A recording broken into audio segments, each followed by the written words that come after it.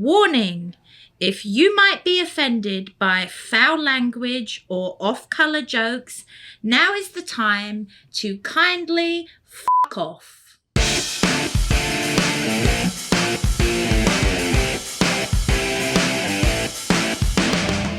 Hello and welcome back to another episode of the Londoner Calling Soccer Pubcast. I am Ben Dravic, joined as always by Barry Tate.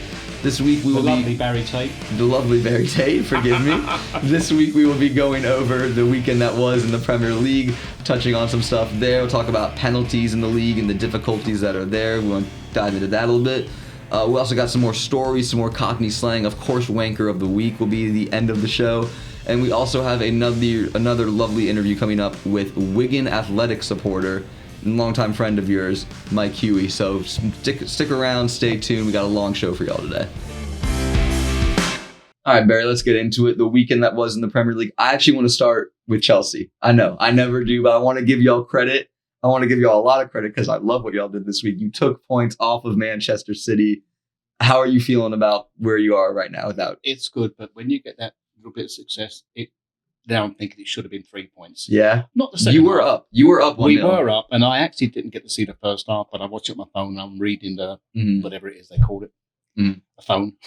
Whatever they call it, like a ticker tape thing. Yeah. So I'm reading it, and I'm going, Chelsea missed a couple of open chances, evidently, so we should have been 2-0 up to 3. The second half, we were under the cosh. I mean, they were coming That's up. what Pep does, yeah. He adjusts really well, and he knows how to make it. And they did get one in the end with Rodri, key player for them, stealing some points. Yeah, huge deflection. Pisses you off even worse when it's like that. And I read one thing the paper said it was going in. It wasn't going in anyway. They gave him credit because originally the shot was on target, is what they're saying. Maybe it was on target. There was a keeper. Yeah, there was. There was. But huge... a point away from home. And the thing is, they actually put up a fight. And I don't care who you are. As long as your team fights, you can take a loss, you can take a draw, whatever it is. It's better a win, obviously. But as long as it's when they run around and what the fuck, I could have done that. So how do you feel? Obviously, huge games coming up for Chelsea, still in the FA Cup, EFL Cup final against Liverpool. Do you take a game like this against Man City, where let's call it as Man City's treble winners are the best team in the world, right? Well, I think because we took a point off Man City and we're going to Wembley and we're playing Liverpool in the final, just by getting that point. Do you think it gives you a boost? Not really a boost, but I just think because we've got that point and we play so well, we're going to absolutely piss on Liverpool. Wow, I was going to say, do you think you have a chance against Liverpool? Because they're clearly the favorites.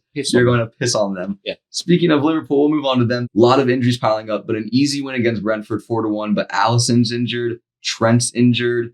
Do we think that they can continue and with basically how scarce the roster is getting at the top of the table? I feel like as the weeks go on, and this is the time for you want your team to be healthy. You need your team to be healthy for that run, and where we see Man City do it every year. But that's also when it catches up. Chelsea's had a lot of injuries at the beginning of the season. They're getting healthier now. Yeah, and they're starting to turn Liverpool's going the other way, it seems. Exactly. But, the goalkeeper, I don't know if they play Alisson because they've been playing that Irish kid. Alisson was injured previously. That's why they played Were they playing the Irishman in the Carabao Cup anyway? Because they normally do that. Typically, and he's a good keeper. He's all right.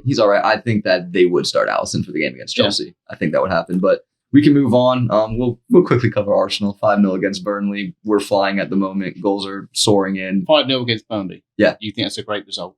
I mean, yeah. Fucking everybody else will score 10. It was Burnley. Really? Would they? Oh, fine. Oh, honestly. my days. Don't tell me how Chelsea did. Don't make me. No, we're not going to do this. We're not going to do this. We're not going to do this. Not again. I can't remember. Not again. But Arsenal are flying. We're looking good. I think we're also getting healthy at the right time. We're adding Partey back into training this week. Timber, who we signed this summer and played a game before he tore his ACL, unfortunately. He'll be coming back. I think Arsenal have a really good shot going on. I'm saying it was a good result against Brentford, because Brentford are like Brentford and Crystal Palace are no different to me. They throw a spanner in the works of other teams, and they obviously didn't against you. They either didn't play. I'm not saying you played great. Yeah. I doubt if you did. This Brentford was shit. Were they shit? It was Burnley, but yeah. There's me talking about Brentford. That's Liverpool. Yeah, that was Liverpool. Burnley, we kind of. Hey, you'll get old one day. we kind of dominated the game. To be fair, we dominated the game, and it was away. Well, like I said, Burnley. Anybody can score 5 against Burnley. Yeah. I can't wait for you to do it then, right? Yeah, Chelsea should do it. Are we playing them again? We will. I'm sure you will. Yeah, you'll score 5. You can boast about a win, but not have when you scored 5 in a game this season? When's the last time Chelsea put up 5 goals in a game? You put 5 against Man City, Liverpool, or Chelsea. I'll bow down to you. But don't come here all cocky because you've scored 5 against Burnley, or you scored 5 or 4 against fucking Sheffield United. We'll see. We'll get to Sheffield. Sheffield lost 5-0 this weekend again. They actually have historically, I think, the worst defense. I think they're on pace to concede in a like. You know what? I mean, I was watching the game because it was an early game. I was watching it and I was bored as shit. Wasn't I? I mean, no matter how many goals they scored. Brighton just it was too easy. Burnley, I think not Burnley. Sheffield United. When they came up, did they come up as winners of that league? Whatever they call it. No, they weren't. They weren't the winners. I don't think so. Well, they came up there, but surely they keep letting in 4, 5, 6 goals. God knows what. Even if you fight like you do when you're in the FA Cup, it can't keep happening, not 4 or 5. Yeah. Show some fight. I mean, all sit back, park the bus, park 3 buses. Yeah. But don't let 5 in on a I base. agree. I think at some point there is a level of like, okay, pride. We're going to lose. We got to have pride. You got to have something to take into it. And that's what it is. They don't seem to be for fighting. The record, I think Burnley won the championship last year. They were the title winners under Vincent Kompany. He was brilliant. And it's really kind of a shame that everyone thought he was going to be this next great Pep student, right? And he hasn't really. Well, we come on this. We come on this podcast once a week, and I actually don't really get to watch the games. I don't read a lot about it because I'm working my guts out during the week. Unlike you lazy bastard, you can sit at home on a computer, fuck around reading shit. I can't. So that's why. Well, that's why it makes me look like an idiot. Like you're knowledgeable. I also do. You're a lazy bastard. I have to work. I also do work some of these games. I work the games, like I work the shows for NBC. So that is fair. That's how I get to watch. Do your job. Tell us some more. All right, we can move on. Let's move on. Let's cover one more game. Let's talk about Luton Man United. It was yesterday at Luton. I wasn't impressed with that. I mean, Luton, I thought were good. I thought they started off so bad. The 2 goals were both goals. I think were very fortunate. I don't want to take anything away from Hodgson with good could have scored that. The geezer, give it to him. Yeah, he did give it to him. 1-on-1. And then the other one, deflection. He did do a good little chest move. Give him a little credit. But I agree. I think Luton played really well that game. They did. United, they're not United. People keep that. They've won a few games now, evidently. Yeah, they're like 4 in a row. I still don't think they're looking that good. I agree. Honestly, I agree. I think they've just been lucky. People might think that we're just hating, but like I genuinely agree. I think Man United are completely overperforming right now. I think their results are very generous for their performances based. But again, they're in the mixer. They're right around those top 4 spots. Tottenham dropped points this week. They actually Wolves did the double over Spurs for I don't know how long that's been, but that's huge for them. Obviously, an Arsenal fan, so Tottenham. The reason we had Russell Hill last week, Man City fan, and he was saying when he was 7, some age, young, Tottenham beat Man City in the FA Cup. Yeah. That's what did it to me, why I hated Tottenham so much. I was 11 years of age, die-hard Chelsea, and I'm listening to it on the radio. I was working in the greengrocers. I was 11 and I was working a Saturday job because you could then. Yeah. Slave you labor. Weren't lazy as hell like me. Oh, no, I wouldn't have laid. I've been working ever since. Yeah. Honestly, if I was an inch taller, they would have put me up the chimneys, but they didn't. I was a greengrocer. So I'm listening to it on the radio and we lost. And I remember Alan Gilzine was a Tottenham. I forget the score, but he scored the winning goal, I think, and we lost 2-1. And I was 11. I cried my eyes out. And I've hated Tottenham ever since. I always will hate Tottenham ever since. You know? Yeah, so, I wish we could end the podcast on that. That's such a strong ending. That's such a strong note right there. I love that. That wasn't just talk. That came from the heart. That's real. No, that was real. No, I could tell. Like, you're feeling that when you say that. Yeah, no, like you're getting angry talking about it. Anyway, so we'll move on. Yeah, we'll move on. Let's not get you too angry. We'll stop talking about it. Yeah, no, geez. Oh, my goodness gracious. We've got an interview to do later. All right. Let's move on, Barry. Let's move on to your favorite part of the show. Honestly, this is actually my favorite part of the show. The Cockney slang. The rhyming. And I know you had a story you wanted to share today, too. I'm not going to do the Cockney slang. What I'm going to do, because I was talking to Mike earlier on, and he said something. He mentioned the dog's bollocks. Have you ever heard that phrase? It's the dog's bollocks. Well, your bollocks are your testicles. You know that? No, I know that, Barry. Thank you. Well, thank you for explaining that part. Anyway, so the dog's bollocks. What the dog's bollocks means in England, if you were been on vacation or you've been to a holiday, or how was the vacation? Oh, it was the dog's bollocks. It means it's really good. Really good. But it doesn't make sense. It does not make sense. It doesn't, but because it doesn't make sense because it actually, people use it for that now, but it really wasn't. It used to be a phrase that used car salesmen used to use. Okay. When they lifted the hood of the car and they pointed at the engine, look at that, it's the dog's bollocks. It means it's really clean. You don't have any cleaner because he's always licking them. So it makes sense. It actually means it's really clean. Look at that. It's the dog's bollocks. That makes sense now, doesn't it? Yeah, There's nothing cleaner in the world than a dog's bollocks. No, I didn't have a Scooby. Yeah, you see that? no, Yeah, look at that. Yeah. I learned a little But bit even from a Russ. lot of English people don't know that. As a fellow in the car business years ago told me that, and I didn't know. I love that. I literally don't know any. The fact that I just use Scooby properly, I'm really proud of that. I didn't hear that. You used that? Okay. Because you're so used to it. Yeah, I hope Russ watches this because I learned that one from him last week. Talking about, we had a little bit of a little problem in the pub over the weekend, and we got someone put up online that we were racist. Mm-hmm. And I'm not getting into the racist thing. I mean, that was just a customer been drinking all day and this, that, and the other. And obviously, I've got a black friend of mine, Vernon. Mm-hmm. Vernon's parents were from Jamaica. He had really real Jamaicans living in London. So Vernon used to play for my Sunday team, and he was a centre forward. Mm-hmm. Black as the ace of spades. Mm-hmm. So anyway, our goalkeeper got injured. Vernon went in goal. Mm-hmm. Okay, he's standing in goal. The very first shot went through Vernon's legs. Oof. And someone shouted out, "For fuck's sake, Vernon, you're black. Something should have stopped it." And the referee was laughing. Everybody was like, "This is why I still play soccer." I mean, you play with blacks, Hispanics, whites. You're out there and you're all having a good time, kicking each other, whatever else. There is no one sees race in you're just here to have a good time. Nothing's you're out there, you're playing with all your soccer mates and you get the soccer fans in here, black, white, yellow. You're all the same. There's no racism involved when it's on that scale. No, I think that the same thing with the Londoners. Welcome to everybody. So 3 weeks ago, I was talking to a mate of mine in London. I haven't seen Vernon for 40 odd years. Yeah. So we were talking. His name came up. I said, "How's Vernon doing?" He went, he's still shagging white birds. Says it all, doesn't it? Good old Vernon.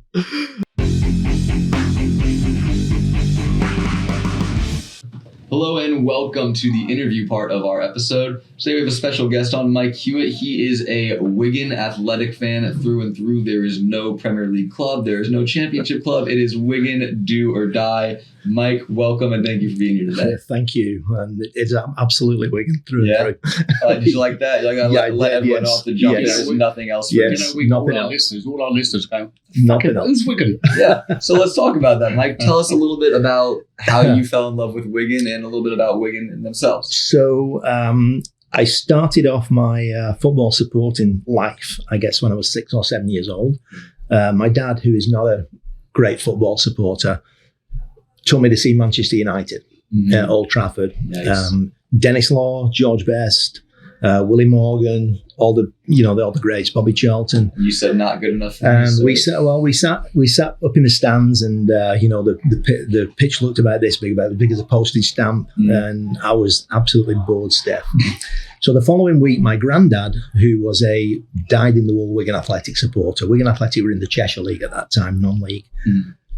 He took me to see Wigan, and we stood right by the concrete fence. You could literally touch the players. You could tell the linesman to stick his flag up his arse. And all my granddad and all his friends were all there with the banter and the chat. And it was, this is my home. This is where I belong. Stuff Man United. This is mine. And I've just been a Wigan supporter ever since. I followed them through the Cheshire League. Followed them through the Northern Premier League. We got into the league in 1978, which was absolutely fantastic. Probably one of the best moments in my life when we got elected into the league. We were actually the last club to be elected into the league. We replaced Southport. Because before that, it was all, old boys club. Yeah. And after that, it was promotion and relegation. But back in, the early 70s, there was no promotion and relegation. I didn't know that. No, not at all.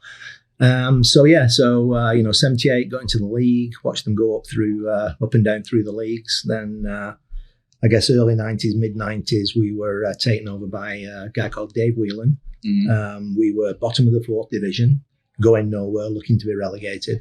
Dave Whelan came in. He was a Wigan man. Put a little bit of money into the club and made a statement that within 10 years we were going to be a Premier League club. He was absolutely right. We did. We went up through the leagues. He was in the steel industry, wasn't he? He's what? Was he in the steel business? No, he started off on the market with market stalls, and then he bought a chain of supermarkets. Let's hope for me, yeah. Yeah, he bought a chain of supermarkets, Whelan's, and then he bought a chain of sports stores, DW stores, which he then sold. I think he sold it to JD Sports. So looking back, you were actually probably you were Wrexham before Wrexham. Yeah, I think so. Yeah, absolutely. We watched us go to the Premiership, watched us win the FA Cup, watched us get relegated, go back down again. So yeah. Jump in anytime you want. No, I was letting him tell the story. I didn't want to interrupt. Trust me, I've got plenty of questions. Sitting there, I've already got a dummy. I've got plenty more to go. I just wanted him to tell the story of Wigan a little bit. I didn't know how familiar our audience was. I haven't got the with patience. Wigan. I do have to add one more thing. My granddad, who got me into Wigan Athletic, he actually died at the ground, at the old ground, Springfield Park, in, I think it was like 68, 69. He was watching a Cheshire League game against Altrincham, semi-final. Wigan scored. He had a heart attack. Really? Yeah, died at the ground. We had his ashes spread at the ground. So yeah. So Wigan really is, it's through and through. So like you your said family. you could be in the stands, you could touch the players. Oh no, I not understand. No, I mean not in the stand, but you can be there, but you can touch the fence. players. Yeah, absolutely. That's what you liked, wasn't it? You know, it was great because I remember, can I tell a story here? Please. So it kind of gives you an idea of how close you are to the players. So we stood by the concrete fence one game. We had a player called Graham Barrow. He was a right bruiser, and there was a big story in the local papers that he'd been messing around with somebody else's wife, and then there was another story that someone else was messing around with his wife. So we eventually sold him to Chester. We played Chester one game, and Graham Barrow's taking the throw in right by us at the fence. And as he's taking the throw in, a guy leans over my shoulder and says, "Hey Barrow, who's shagging your wife now?" And Graham Barrow just leaned over and piled into this guy, tended a huge punch up over the concrete fence. Oh my God. That's how it should be, isn't it? No, that's real. That's true. That's proper football stories right there. Yeah. All right. Anyways, I want to move a little bit away from the history of Wigan and talk a little bit more about you and Barry, because you two go way back and you guys know each other very well. Yeah. So if either of you want to talk about, if you want to jump in and tell me a little bit how you know him and how you guys know each other, by all means. Over 25 years, I think. But yeah. Yeah. Yeah. Barry's shaking his head here because I think he knows what story's coming out. You know. I'm famous. So my wife and I, Jennifer and I, we got married at the Londoner. We met in the Londoner back in '97. It was her birthday. They had a Beatles cover band on at the Londoner, and she's a big Beatles fan. So we met, and eventually we decided to get married. So because we met in the Londoner, we said, "Hey, what a great idea! Let's get married at the Londoner." Of course. So we asked Barry if that was okay. I said, "Absolutely." So we got married at the registry office, but then we had a mock wedding at the Londoner. Barry dressed up as the minister. No, they asked me to do the service for them. Yeah, we did. So they got me the outfit as a minister with the dog collar. Very similar. Make sure this is, just to be clear, they asked me. I didn't have this outfit. And he got the wedding sponsored by Boddington's. We had a big banner up on the wall, sponsored by Boddington's, which I still have in my garage. And anyway, we're doing the ceremony. They had my wife still cringes about this. We did a mock religious ceremony. Yeah. And Barry used Doritos as the host. And I can't remember. Doritos? Yeah. The chips, Dorito chips. Yeah. So like communion. Yeah. Oh. And Boddington's is the this wine. This is brilliant. Oh, okay. This is the best wedding ever. So during this mock ceremony, I'm looking at Barry and I'm thinking, I didn't realize he was so tall. I've known him for so long. And I think that all the time. I honestly didn't know. I didn't know he was so tall. So I'm thinking this. I couldn't even concentrate on what was going on because it's going through my mind. Why is he so tall? So then after the ceremony, Barry said, "Okay, now the ceremony's finished. If you all turn around and look at the screen at the back of you, we've got something to show you." So everyone in the pub turns around and looks at the screen. There's nothing on the screen. It's blank. So everyone turns back around. He's taken the cassock off. He's dressed in fishnet tights, high heels, a bra, suspenders. And I'm looking and he's got these high heels on. I thought, well, no bloody wonder I thought he was so tall. He's got these high heels on. And then he just walked off. No, I went, bless you. That's it. Well, I thought it was a good idea because I actually, what we had someone at the end when Blake screamed, Andy, and he said, if anybody wants to know what a priest wears underneath his outfit, turn around. I've always wondered what they wear, and they probably do wear all that shit.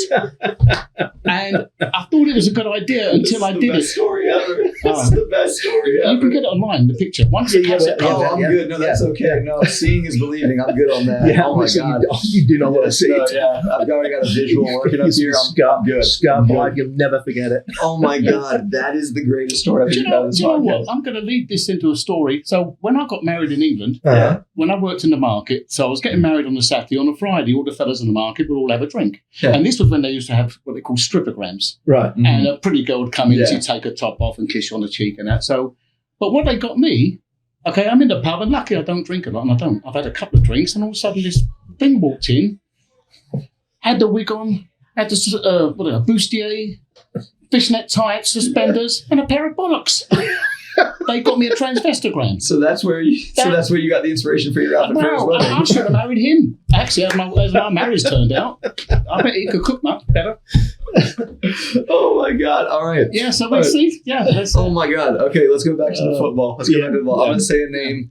And I want your reaction here. Ben Watson. Ben Watson. Ben Watson. Sir Here Ben we Watson, go. please. Sir Ben Watson. Forgive me. Absolutely. we call him Ginger. Nah, Sir Ben Watson. He So is, tell isn't us, tell us about Ben Watson because our audience might not be as familiar with the name, what he did, and Sir what he Ben means to Watson, Wigan. 2013 FA Cup final. Manchester City, we're tying 0-0. 80th minute. Minutes to go. Mhm. Thinking it's it's going to end up in a 0-0 tie. Extra time, penalties looming on the goodness. mind. Yeah, Wembley. Callum McManaman takes a corner, and Ben Watson just sticks that ball in the net, just absolutely perfectly with his head. Mhm. Rest is history. He's Sir Ben Watson. I want to point out too some of the names on that Man City team that That's you what, guys yeah, have who either was that year. playing? Yaya Toure, Mhm. David Silva, Mhm. Carlos Tevez was up top, Vincent Kompany was Oh, starting at yeah. center back, Paulo Yeah. Zabaleta actually got sent off in the match for 2 yellows, as well as Joe Hart was England's number 1 at the time, Yeah. was in goal for them. Yeah. So this is Wigan going against Pep Guardiola, by the way, Yeah. too, and a very early iteration of a Pep Guardiola Man City with legends of the game in it. And not only did you go in there, but you knocked them off Yeah. for the trophy. Yeah. Yeah, it was phenomenal. Do you know what? You Phenomenal. could, obviously, that's with the NFL, and then you couldn't get a story like that because No. there's none of this. Not with non-league, No. No, you kicking couldn't. around on a No, Sunday you couldn't. morning somewhere, and then There's- next thing you know, there's you're beating no- Man City. There's no comparison I can think of in like American Yeah. sports Yeah.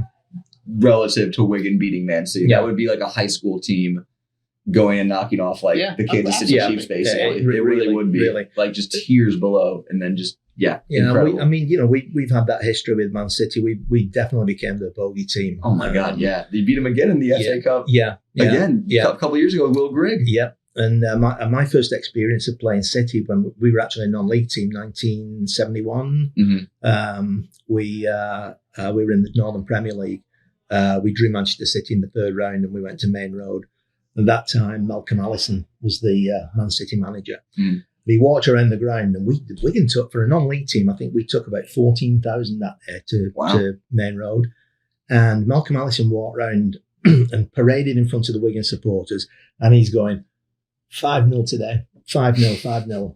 We played out of our skins. They beat us 1-0 in the end, but we Mhm. absolutely played out of our skins. A non-league team against, that Oh, you time, take some pride in that. Colin Bell, Summerby, Honestly, yeah, Francis Lee. they're all names, yeah. Oh, man, it was... But Malcolm Allison was actually very flamboyant. the big Oh, hat yeah, with the feathers. I mean, you've got to love him that much. Yeah. Yeah. Oh, you hate him, obviously. Yeah, I don't think he shares that love. No, You're no, like, it's all the you're face. like, oh, I gotta love him. He's like, yeah, you do. What? Maybe if you feel that way. When we bring people on here, and we've been Man United fan, Man City fan, Arsenal. Chelsea. But some of them don't know. They haven't been where Mike's been. Right. You have, actually. No Man City fans been. No, I mean it. But that's what's like we keep saying. You can't. Once you pick your team, that's it. Yeah. I mean, he's been through it all. Well, saying before, Because it's shit now, by the way. We haven't mentioned recent. Well, I know, but Thanks, Barry. No. Way to keep the guests coming back. but no disrespect to this gentleman, right? But I get a lot of Americans that support Manchester City, Liverpool, Manchester United, and I ask them and say, why do you support Liverpool, for example? Why do you support Manchester United? Well, my granddad was born in Liverpool. My granddad was born in Manchester. You never see an American whose granddad was born in Scunthorpe or Chesterfield or Wigan for that matter. Even if you were born there, would you tell anybody? Well, But no, I think that you're a great iteration of you can't change your team. You can change whatever you want. Exactly. But you can't change your football team. No, not at and all. you have been through it more than most fans. Obviously, most fans don't go through relegation. Like it's a very small percentage of teams that get relegated and promoted. And the roller coaster y'all have been on between you were in the Premier League for 8 years, right? 05 through 2013. That's a long period of time. Obviously, the game's evolved a lot since then. But then you're in the Championship, then League One, then back to the Championship. And then I really want to talk to you about this, the scandal involving Wigan. I want you to kind of go through this because our audience may not know. This is one of the most, in my opinion, it's one of the most best untold stories for a lot of people that people don't know of. Wigan were in the Championship, ownership, drama. I'll let you kind of tell the story a little bit, so go for it. Oh, yeah. Mess up his interview, okay? He said it's one of the best untold stories. Yeah. You should say, fuck it, we'll keep it untold. I would. Make the audience Google it. So we had a great relationship with the Whelan family, Dave Whelan, who bought us and took us up to the Premiership. When Dave Whelan retired, his son-in-law took over. Eventually, he wanted out of the club, so he sold us to a Hong Kong conglomerate. The guy who was head of that, the German, the owner, I guess, rumor had it that he had a bet on the Hong Kong market that Wigan would get relegated, even though he was the owner. And immediately he had that bet, he put us into administration, which meant that we automatically got a points deduction. 12 points. So relegation. Yeah. So that was a huge scandal. We went into administration. How much did he win? I have no idea. But we went into administration. It took us quite a while to find a new buyer. Nobody wanted to buy us. And then a Bahrainian consortium stepped in, bought us. And we thought that they were our saviours because we started off on fire when they took over. They put a little bit of money into the club. We bought some players. We were doing really, really well. And then wages stopped being paid. Yeah. So they stopped paying wages. 3 times, 4 times, 5 times it happened that wages weren't paid to the players. We had players who hadn't been paid for months that were still playing for us, which, you got to admire those guys, the loyalty of those guys. So because of that, again, another points deduction. They decided that they didn't want the club anymore, so put us up for sale again. Relegation again. And then just recently, Mal Brannigan, who's a Wigan millionaire, he also owns Wigan Rugby, by the way. And don't get me started on Wigan Rugby. I hate it's a whole other episode. I hate them. But Mal Brannigan bought us. Wigan supporters weren't too pleased at first because of his association with the rugby club. But he's proving to be quite good for the club. He doesn't want to get us into debt. He's very frugal, but wants to see us consolidate this season and then hopefully go on to better things next season. We're also under a transfer embargo at the moment. Yeah. So we're playing with journeymen, we're playing with youth, we're playing with, loanees. You're doing everything but playing with themselves, isn't it? Yeah, I know. But the embargo's over this summer, so we should be able to buy some players. And I think we'll manage to stay in League One this season. We're mid-table right now. Yeah. So hopefully we'll crack on next season. Next time we're going to go into administration or they're going to get sold, come on the show. We'll have a GoFundMe. Yeah, we'll have them. Yeah, and we won't bet on you to get relegated. No, we don't bet on you to get relegated. That really is one of the craziest stories. It could not go any worse than it did for the last few years. I think I do. I wouldn't worry about me betting on them because you know how many pubs I've had. Yeah, I know many pubs in my life. I've been in most of them. I know. I've never backed a winner in my life. I do think that does speak a little bit though about your fandom and your true back to what we were talking about earlier about the one team. You sat through one of the most modern scandals in sports history of literally you had an owner who came in and bought you. I didn't know it. I didn't know that. Yeah, that's why I do the research, Barry. That's my job. Yeah. Sometimes I do I'm glad you do it. Yeah, thank you. But that is insane to think that an owner comes in, buys you, and then immediately goes, yeah, I'm going to bet on them to fail. Yeah. I'm going to bet on them to fail. Yeah.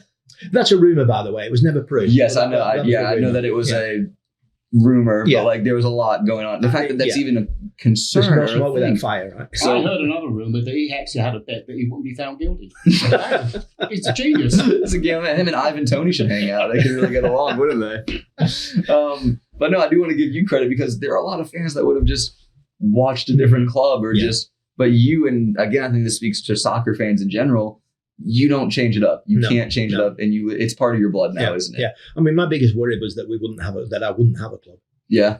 So talking about gambling, okay. Yeah. Mhm. There was a player, Stan Bowles, used to play for Stan England Bowles, yeah. and QPR, right? Queens Park Yeah. Rangers. Mhm. Queens Park Rangers ground was within walking distance of White City, which was a dog track. Mhm.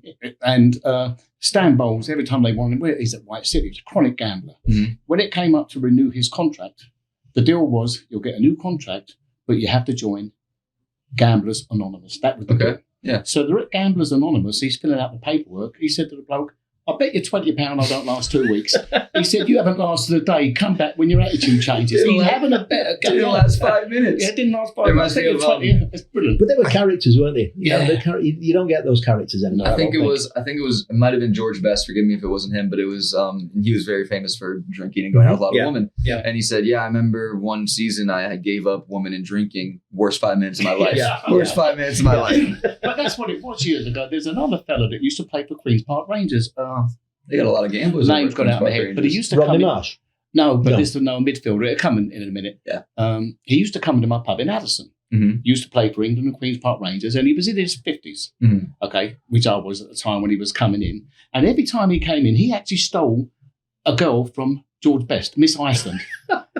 And George Best was a good-looking bloke, so this fella, actually, he's famous Yeah. for stealing this Miss Iceland from Mhm. George Best. So every time he came in the pub, no matter where we were, he'd always try and sit next to a pretty girl and start. He still thought he was in that Yeah, era. he still had the long hair. He still thought he had the aura. Yeah, but he had the wrinkles and all that other shit that we all get. And so one day I'm behind the bar and there's this pretty girl at the bar.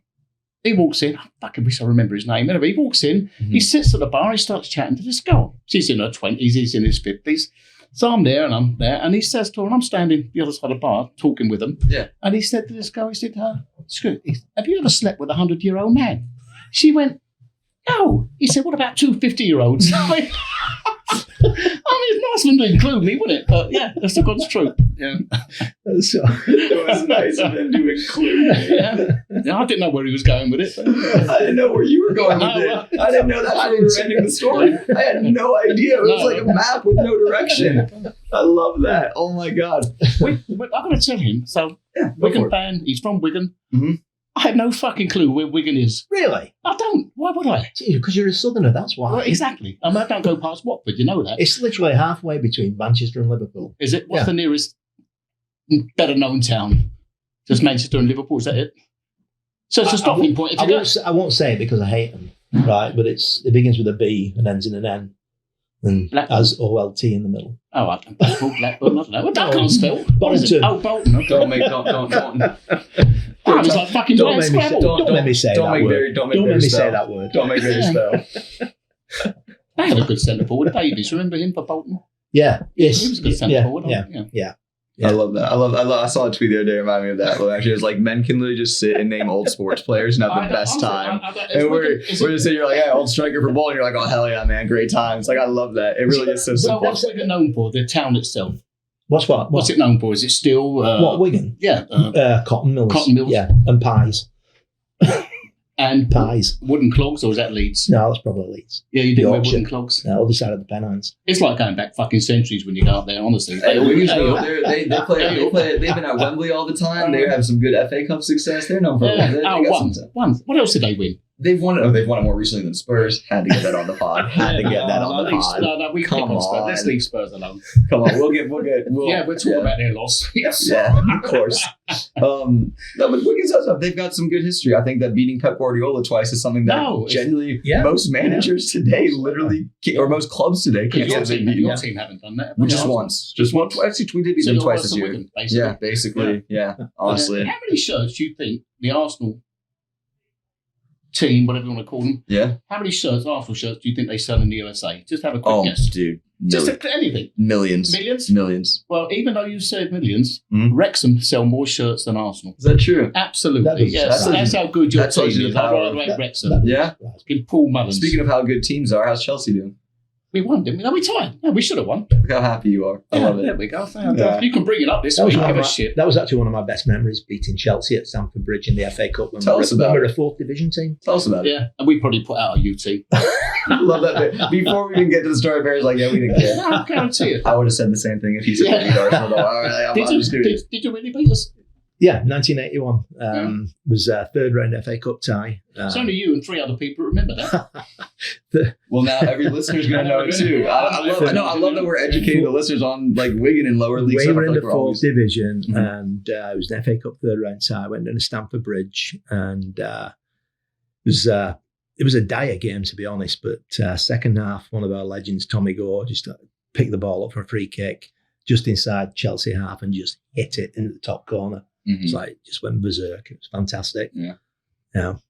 They do a cup over here, don't they? The MLS. The MLS, yeah. It's the US Open Cup, yes. And we were talking about that because a while ago they said they just want to put their second teams out. A lot of teams do. Yeah, rotate players. Just try and build some history and do what the FA Cup, because that's the oldest competition in the world anyway, isn't it? Yeah, it is. When you get a non-league team, and then the likes of people like Mike, the host city of Wigan, when their team gets in there, not even the final sometimes, they knock someone out in the 4th round. I think it's great for teams like in the lower leagues to get to go to like the Emirates or to Old Trafford or to Stamford Bridge or to have them host like an Arsenal or a Man City.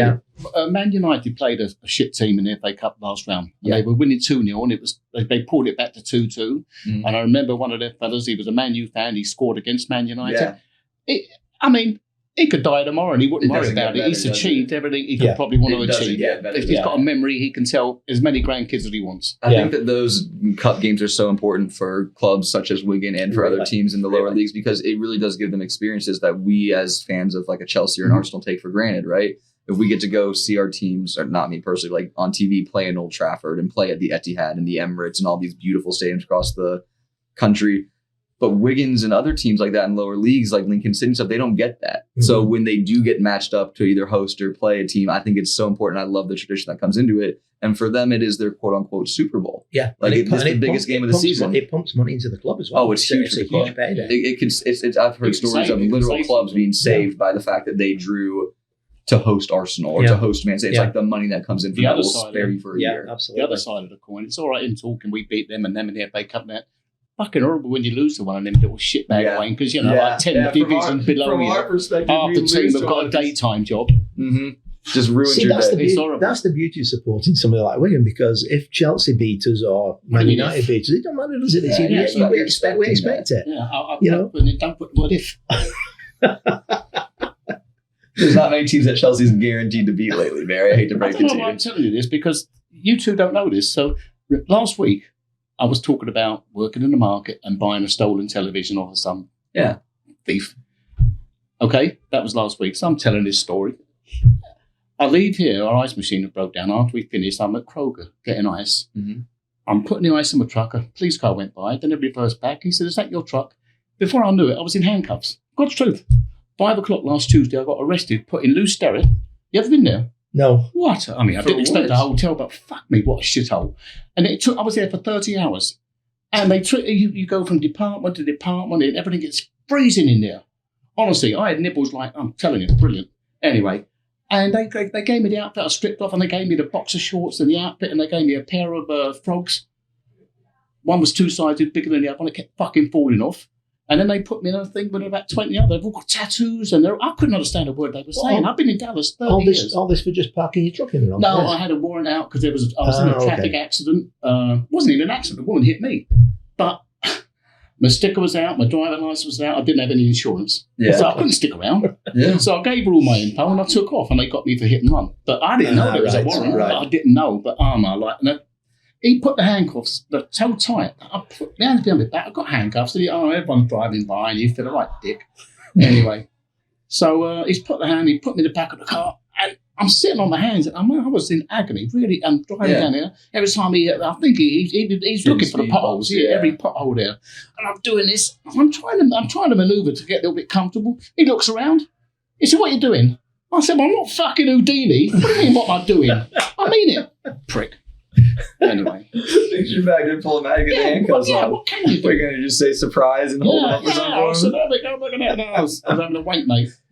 Oh my God. All right. That was last week, anyway. Well, that's a very bad experience here. But let's end this interview with a positive one. Can you tell me the favorite memory you have from watching Wigan, whether it's at the ground or even just on TV? Let's wrap with a positive memory here. It'd be a cliche if I said the FA Cup final, but I'm gonna go with something that happened back in 1978, first season in the league, and I still remember it was a Good Friday, and we played Port Vale at home. Okay. And did you win? Wait, and it's his favorite memory, Barry. Let him build it up a little bit. With 10 minutes to go, we were losing 3-0. We played absolutely atrocious, and the ground was half empty. People had left. Yeah. And we had a player called Peter Horton, who was probably one of our best players in the mid to late 70s, and scored a hat-trick in 5 minutes. That's 3. And then we scored 2 more goals, beat them 5-3 in the last 10 minutes. And it was just amazing game. It sticks in the memory like I wasn't just butting in. I was going to say, what a Good Friday became a very good Friday. It did. You know what? I think those were the actual headlines in the paper. Well, you asked him if they won. I was like, let them get to that part of the story. I promise Hotel's the winner. I don't think I've ever just started. I don't think I've ever seen 5 goals scored so quickly. Just phenomenal. I can't relate. I support Arsenal. Yeah. So who did you play? Port Vale. And Port Vale, I was saying, I don't believe I've seen 5 goals let in so quickly. I bet there's someone at Port Vale's telling this story. Somewhere on in another universe, there's a Port Vale fan telling us, wrapping up their show about the miserable time they had at Wigan, where they were 3-0 up. It was game over. Their fans were leaving, and then they concede 5. I know, but it is good. I mean, once you become a soccer fan, there's other things in life, but, like you say, you go out there for an hour and a half, 2 hours, you forget everything. You either go home really happy or you're miserable as fuck. Yeah, pretty much, yeah. Yeah, I mean, and if you're married, you go home to someone that's miserable as fuck. I don't think there's any feeling like when your team scores a goal, it's just elation, isn't it? Mm-hmm. And then of course you've got the you're up and you're down. The next minute they score and you're down. There's no other thing I think in life that gives you so much range of emotions. And you'll get grown men. They're up there and they'll be hugging each other. They can be strangers. They don't even know each other. No. They don't have to know each other. I've hugged a stranger at sporting games before. Yeah, absolutely. You don't need it in soccer. I think other sports, I don't think they can reach that level. I think that soccer has of that fandom and that connection. And like, I obviously have not been a fan as long as you have or seen my team Arsenal live like you have, but I get it. I get that feeling of, oh my God, my team scored. This is the greatest thing in the world. And then again, like the pressure and the agony and the joy, I think it's so unique to the sport. Yeah. It's just incredible. I did have one final story if we've got time. We got time. And it doesn't actually involve Wigan. It's an England story. If it's a good one, it won't be a final story. We'll give you I was at the World Cup in Japan in 2002, and we played Argentina in the group games in Sapporo. And we got a penalty. Beckham was taking it, and as he stepped up to take the penalty, my wife, which I didn't know at the time, had the camera trained on my face, and as the goal went in, she took a picture of me, and I have that picture at home framed. It's just amazing that moment that goal went in, and I think it epitomizes every football supporter at that moment when that goal goes in. Yeah, it's just it's amazing, absolutely amazing photograph. That's beautiful. That's awesome. How did we finish Japan? I can't remember. I think we got the quarterfinals. We got knocked out by Brazil. It was Brazil. Yeah. I was back at the pub by then. I just saw the first 3 group games. And that's when the game it was going on after 2:00, and we had to let people stay, but I couldn't serve a drink. Right. I'd rather be in bed. They're all there, all fucking jumping up and down. I can't take money. Miserable. That was the most miserable time of my life. Never mind about him watching a goal go in. Well, let's call it there. Mike, thank you for your time coming on and sharing your stories. They were beautiful. And again, guys, if you want to get involved, come on down to the Londoner. Mike's here all the time. Chat with him, learn more about Wigan. But thank you again, Mike, for being here today. Thank you for having me. Sorry, I keep jumping. This podcast isn't just about the EPL. No. It's about soccer supporters, soccer fans, and the love of the game. The stories that they have. So absolutely, I couldn't agree more, Barry. So Mike, thank you again. You're welcome. Thank you guys for listening.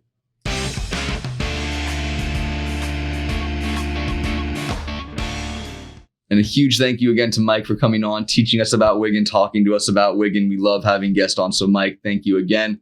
And now Barry, we'll wrap with Wanker of the Week and then we'll call it a day. Anyone? I couldn't think. You can't think of one. I'll tell you what, I'm going to go Wankers of the week. Wankers. Okay, I love it. Go for it. The Luton team, for how they started. Really? Oh, they were shit. Oh, They gifted Man U 2 goals. Yeah, they did. They okay, didn't wake up. The second one was lucky. The second one was really more fortunate because, like, Garnacho shot it. And was it going in or was it going wide? I don't think it was going. It wasn't. I don't think it was going in. What I'm saying is, they didn't. They came out the tunnel, okay, and that was it. For the first 10 minutes, they non-existent. So yeah, Luton Town, Wankers of the week. I'm gonna be weird. I'm gonna give it to myself because I always come in here and criticize Chelsea every week, and I've given them Wanker of the week. I've given it to Poch. I've given it to your owner. But what you did this week very much impressed me, and also very much as an Arsenal fan, I appreciate when City drop points. So I'm going to give it to myself for being so harsh on Chelsea because Chelsea shut me up this week. Chelsea, they shut me up. They shut me up. I did not think you were getting a single point against Man City. I don't think you have to give it to yourself. Being an Arsenal fan, everyone knows you're a wanker. Everyone knows, yeah. That's it. Is that? It was a waste of a wanker of the week. Wow. It was, but never mind. It's all right, guys. Well, thank you again for tuning in this week. Sorry that the wanker of the week wasn't too good. That's on me. I'm too busy being lazy, I guess, Barry. Yeah, I should have looked up a better one. I thought you would have liked that, actually. I was giving Chelsea credit. I thought you would have liked that. We don't need your credit. You don't need it? When they show the Chelsea crowd, there's a big flag. It says Pride of London. Yeah, I don't know why y'all say that. I don't know why y'all say that. London's red. London is so red. I suppose that does the same to you as it does with the NFL when, Cowboys, America's team. It does the same thing to you lot, doesn't it? I mean, that's different. London. That's different. Well, we are. Cowboys are. You're not the pride of London. We've earned it. Chelsea is not the pride of London. You have not earned it. Barry and I will continue to debate Arsenal Chelsea off camera like the fools that we are. But thank you guys again for tuning in. I just want to say thank you to Wolves. So do I. Thank you. So do I. Thank you to Wolves for doing the double. Appreciate that. Me and the Septic are signing off. Until next week. Thank you.